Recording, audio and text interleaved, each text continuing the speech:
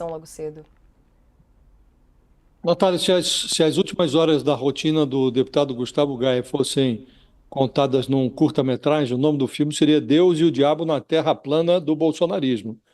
Do dia para a noite, o Gustavo Gaia foi figurante num palanque de aparência imaculada e protagonista de um caso de polícia. Na manhã dessa quinta-feira, ele foi acordado pelos rapazes da Polícia Federal, né? E descobriu que é a principal estrela de um inquérito que apura o desvio do uso dessa chamada cota parlamentar. É dinheiro público que deveria financiar atividades vinculadas ao mandato e estariam sendo usadas para fins privados. Na véspera, o deputado Gaia tinha ornamentado um comício em que a Michele Bolsonaro e a Damares Alves, a senadora evangélica, convocaram os cristãos para votar no candidato do bolsonarismo à prefeitura de Goiânia, o Fred Rodrigues, que, aliás, está envolto também lá num caso esquisito, mentiu sobre a sua formação de advogado, descobriu-se que ele não é formado em coisa nenhuma, que, na verdade, o diploma é falso. E a Michele, ao pedir votos para esse Fred Rodrigues, que é apoiado lá pelo deputado Gayer também, ela insinuou que, além de Deus, o seu marido também está nessa causa. Ela disse lá, ao discursar, que em breve teremos de volta o capitão.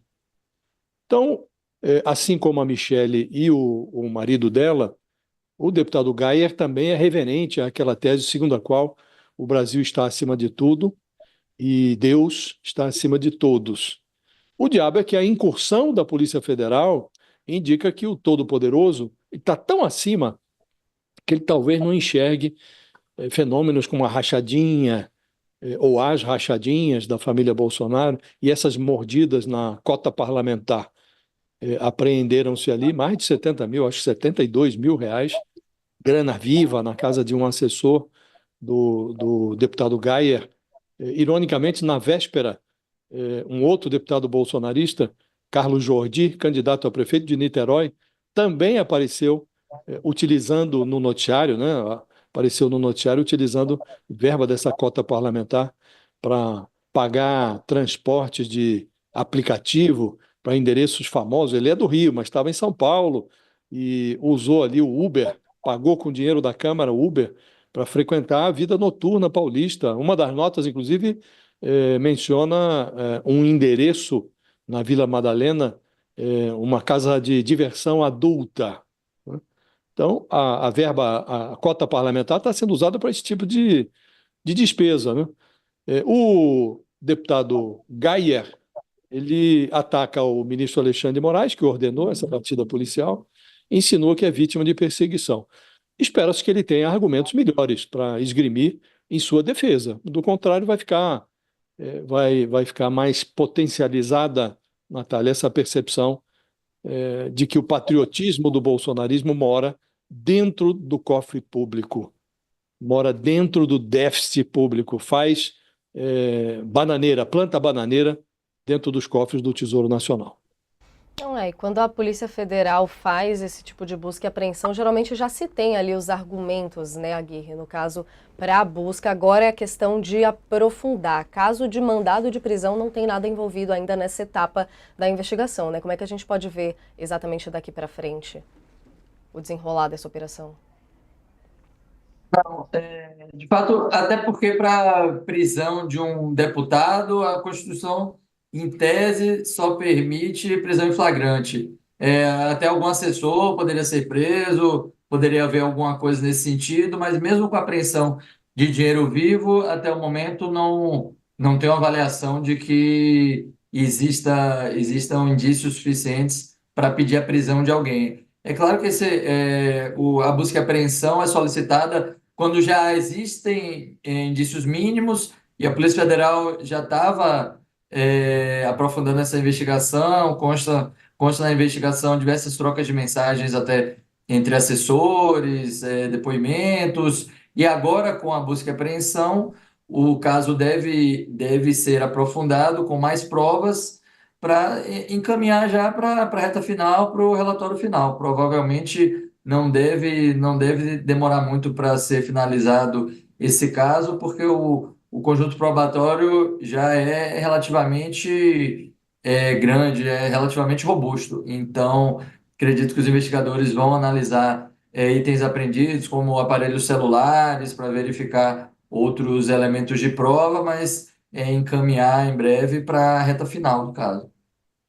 É curioso, inclusive, a Polícia Federal sempre traz os nomes ali com muitas referências nas operações, né, Aguirre? E aqui essa operação se chama descalculia, que é justamente o nome dado a um transtorno de aprendizagem relacionado a dificuldades com matemática, fazendo referência ali à ata falsificada, a criação dessa organização. Explica um pouquinho mais pra gente como que é exatamente essa parte, essa criação dessa organização social, como que seria usado nesse sentido do que se tratava. Tem até um destaque aqui que no quadro social dessa entidade teria nomes de crianças com idades de 1 a 9 anos.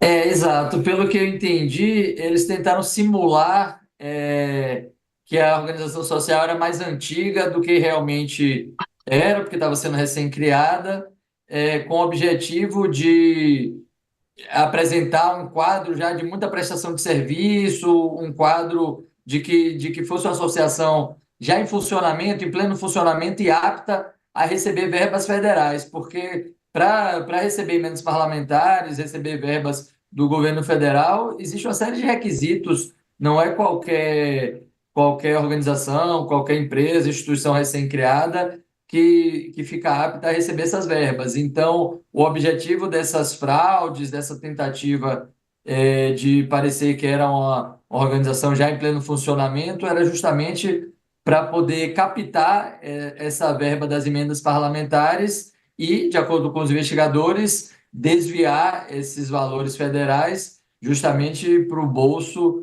do deputado e dos seus assessores, das outras pessoas envolvidas na investigação. É importante frisar que nesse caso a organização ainda não havia captado recursos. Tanto que só foi apontado nesse caso uma falsidade ideológica na Constituição, porque a organização ainda não havia começado a fazer essa captação. Uma dúvida que eu tenho, Natália, se me permite Claro, por perguntar para favor. o Aguirre, existe alguma evidência, Aguirre, de que essa investigação que envolve o deputado Gaia, ela é algum subproduto daqueles inquéritos que o Alexandre de Moraes conduz? Fake news, aqueles inquéritos sobre tentativa de golpe, Da isso daqui é CPI subproduto também. daquilo ou não necessariamente? Exatamente. As provas foram colhidas na investigação sobre atos antidemocráticos, sobre o incentivo aos atos do 8 de janeiro. E aí, por meio do início dessa investigação, que a PF conseguiu ter acesso a diálogos de assessores, extraiu conversas e provas de irregularidades no desvio de recursos públicos. Mas, inicialmente, Gustavo Gaia estava sendo investigado sob a suspeita de participação em atos antidemocráticos, de apoiar o 8 de janeiro. Por isso que o caso começou a ser distribuído sob a relatoria do ministro Alexandre de Moraes. Então, quem autorizou essa operação deflagrada nessa sexta-feira, foi o ministro Alexandre de Moraes. E até interessante frisar que, na verdade, quem acabou definindo a data de deflagração foi a Polícia Federal. O ministro tinha dado a decisão, eu quero até checar a data da decisão, passa até um minuto. O ministro deu a decisão de autorização da busca e apreensão no dia 18 de outubro.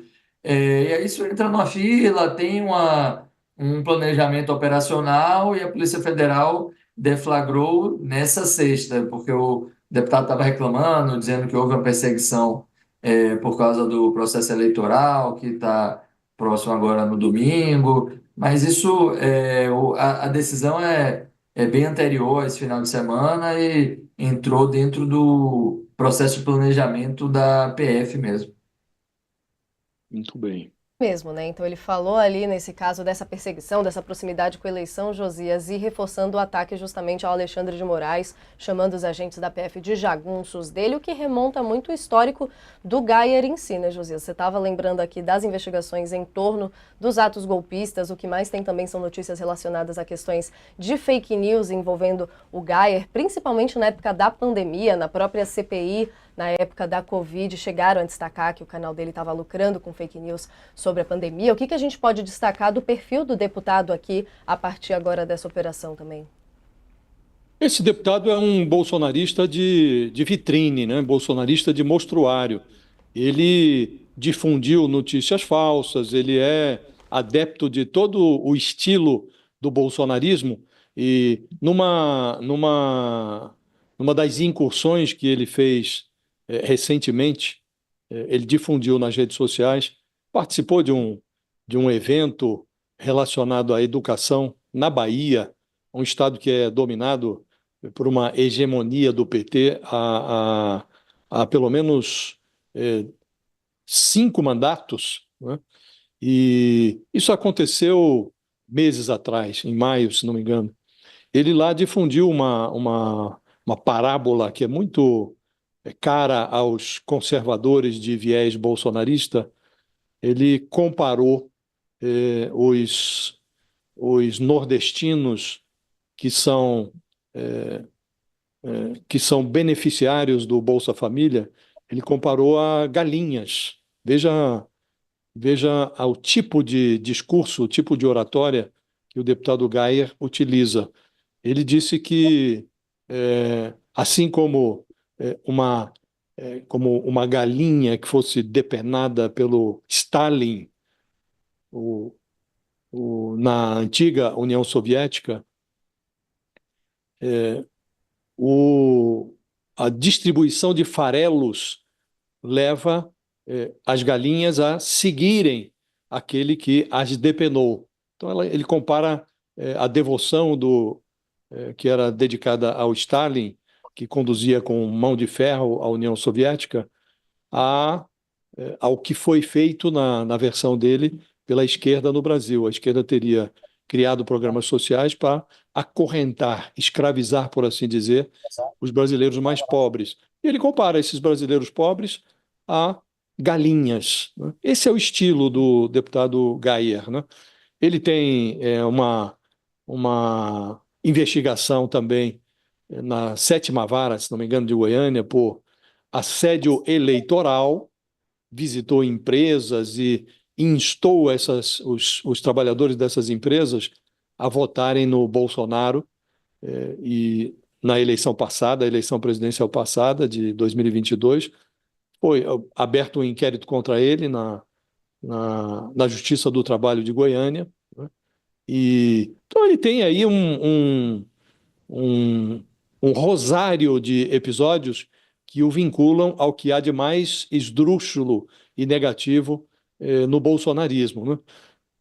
É investigado lá também no Supremo Tribunal Federal por difundir notícias inverídicas, mentiras sobre o sistema eleitoral, sobre a rigidez das urnas eletrônicas.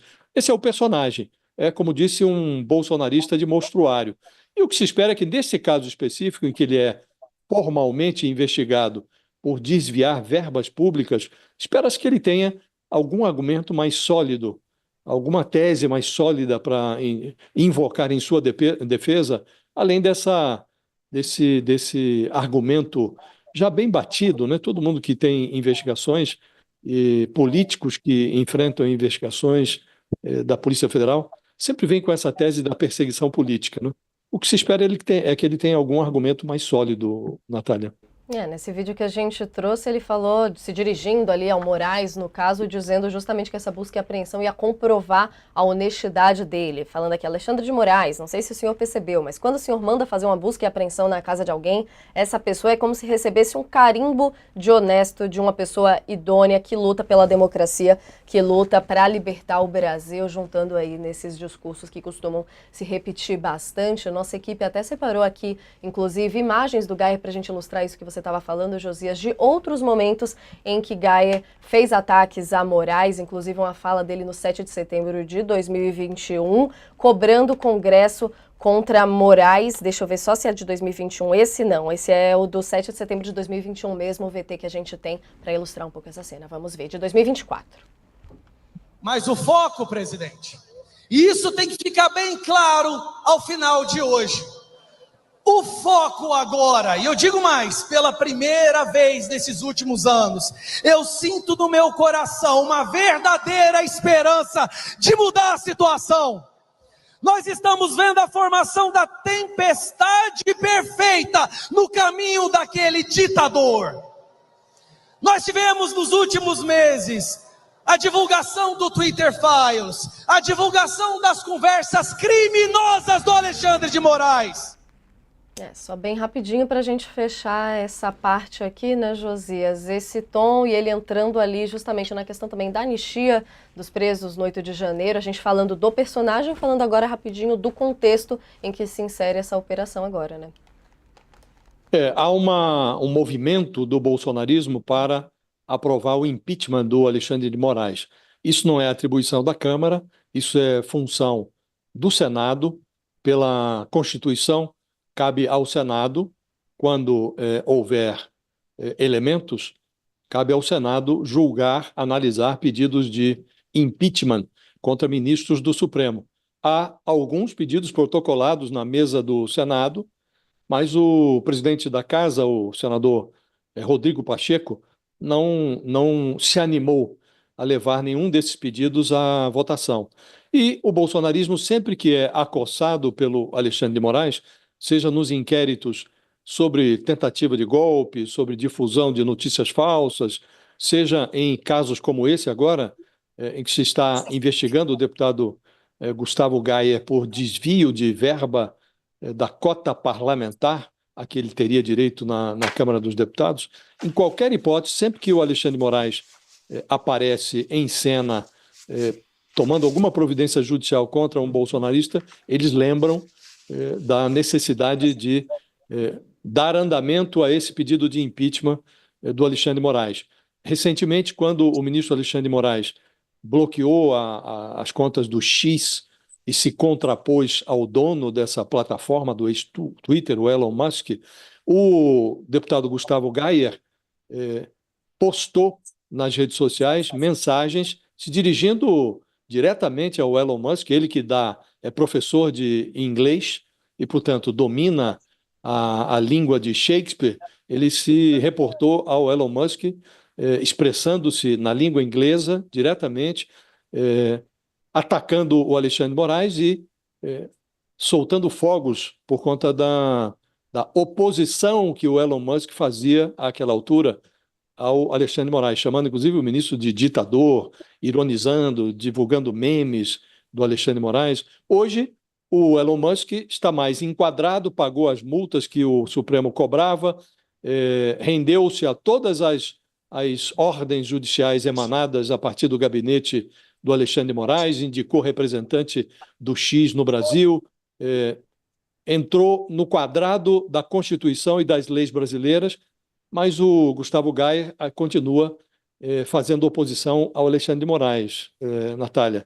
E sempre que aparece um caso novo, essa oposição se reacende, né? E o pedido de votação do impeachment do ministro também volta à tona. Mas a chance de aprovação hoje do impeachment do Alexandre de Moraes, numa escala de 0 a 10, é de -11. As pautas que vão se repetindo por aqui, eu chamo para se juntar com a gente